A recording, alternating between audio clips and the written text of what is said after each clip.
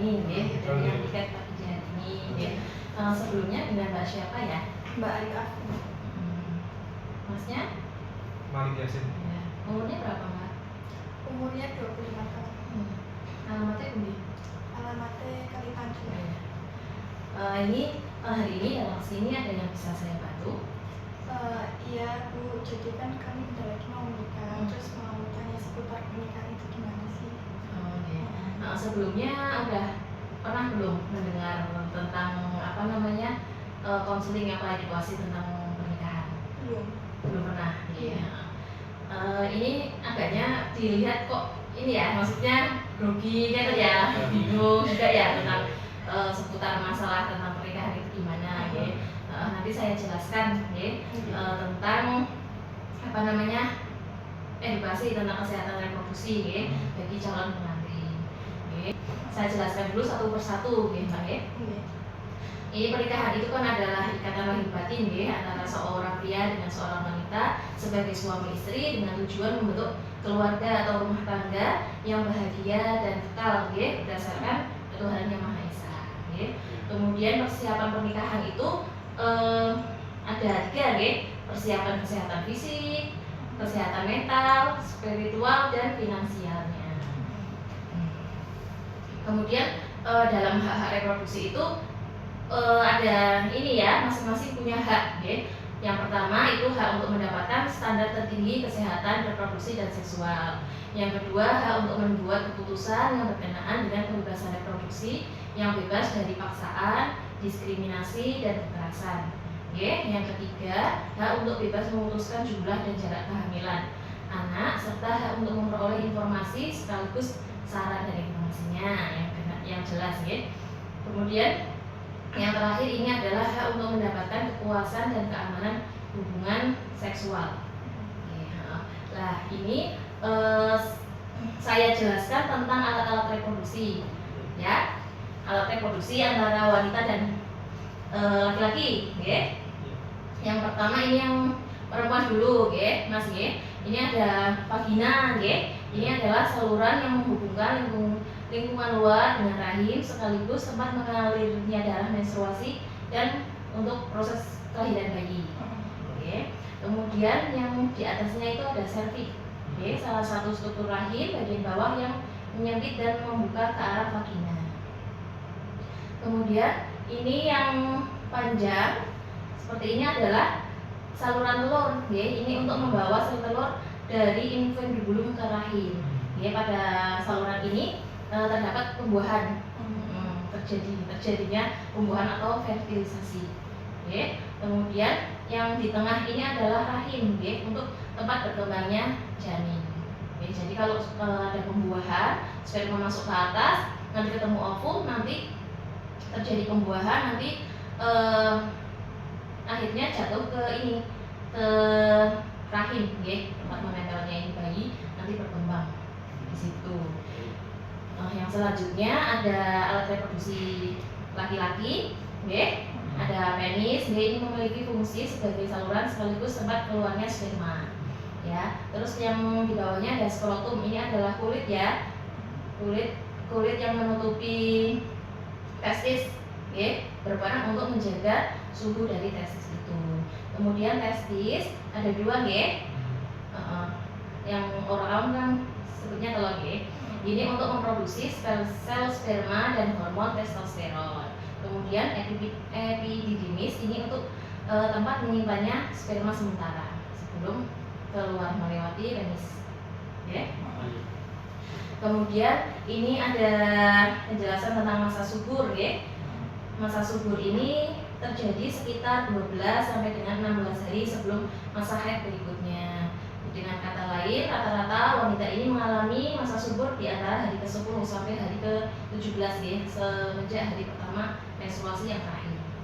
Namun biasanya ini berlaku pada perempuan yang mengalami menstruasinya yang rutin ya Mbak ya, 1 bulan biasanya pada siklus 28 hari. Kemudian ada perencanaan kehamilan atau mempunyai anak. Ini sebaiknya pasangan capit kan melakukan pemeriksaan tentang kesehatan prakonsepsi. Kemudian sebelum merencanakan kehamilan sebaiknya mengkonsumsi vitamin prenatal. Kemudian menghentikan kebiasaan yang tidak sehat, ya, seperti merokok ataupun makan makanan yang kurang sehat, ya, harus dihindari, ya. Kemudian mendiskusikan, ya, pada pasangan tentang kesiapan fisiknya, psikis dan finansial keluarga. Kemudian keluarga berencana, ya, penggunaan alat kontrasepsi ini kan sebagai penunda kehamilan, ya, apabila mbaknya sama masnya belum siap untuk hamil langsung bisa ditunda dengan alat KB, ya. Selain itu juga bisa mengatur jarak kehamilan dan menghentikan atau mencegah kehamilan dengan tujuan untuk mensejahterakan ibu dan keluarga, ya. Kemudian ini kan ada setelah menikah ada kehidupan seksual suami istri. Ya, kehidupan seksual yang sehat dan aman itu harus diperhatikan, ya, bukan hanya untuk sebatas kontak fisik saja, namun untuk bisa memberikan efek yang positif bagi kehidupan suami istri.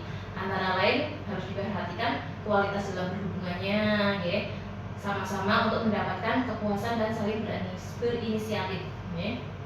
Kemudian rutin berhubungan namun tidak terlalu sering.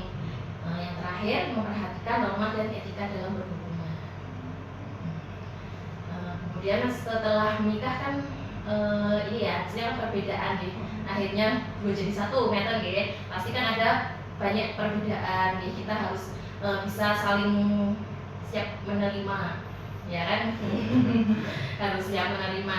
Nah ini nanti kan perbedaannya kan banyak, ya. Perbedaannya bisa perbedaan pendapat antara orang tua dan anak, selain perbedaan antara pasangan, ya. Terus kemudian ada perbedaan masalah keuangan, bisa juga kurangnya kepercayaan atau rasa hormat pada pasangan, ini harus dihindari, ya.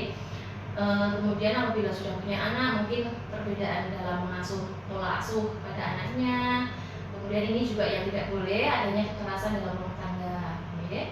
Kemudian untuk saling menerima apabila belum memiliki anak segera, ya, harus sabar, ya, karena kan kalau hamil punya anak itu kan adalah rezeki, ya, sendiri-sendiri. Ya, kemudian harus siap juga dengan permasalahan-permasalahan antara keluarga besar seperti intervensi dari mertua, ya.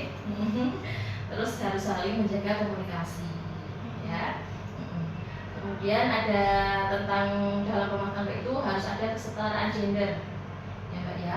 Bentuk kesetaraan gendernya itu dalam cinta kasih, ya, ini bersamaan suami istri dalam menerapkan suasana penuh cinta kasih, menggalang kerjasama, ya, saling mengasihi dan menghormati serta saling membutuhkan.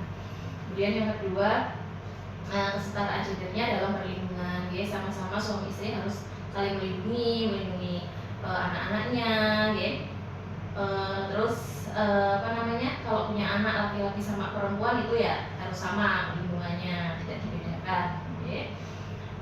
Kemudian ada kesetaraan gender dalam keagamaan, ya, kebersamaan suami istri dalam mengembangkan kehidupan keluarga yang menghayati, memahami dan melaksanakan nilai-nilai agama dengan penuh iman dan takwa kepada Tuhan Yang Maha Esa. Kemudian bentuk kesetaraan gender dalam sosial, ya, memberikan kesempatan kepada pasangan atau seluruh keluarga untuk mengembangkan dan menanamkan nilai luhur budaya bangsa, ya. Bisa saling untuk berorganisasi ataupun bersosial sama lingkungan, ya. Sampai di sini mungkin ada yang perlu ditanyakan, Mbak? Nggak ada nih. Insya Allah sudah siap, ya. Udah nggak bingung lagi tentang masalah kesehatan reproduksi juga udah ini ya, udah paham, udah nggak ada yang bingung, ya. Nanti ini kan berarti kan kunjungannya lagi, misal mbaknya atau masnya ada keluhan ataupun ada hal-hal yang perlu diperjelas lagi, ya. Saya tulis dulu, ya. Kalau begitu terima kasih sudah berkunjung. Semoga nanti pernikahannya jalan dengan lancar. Terima kasih. Nggih,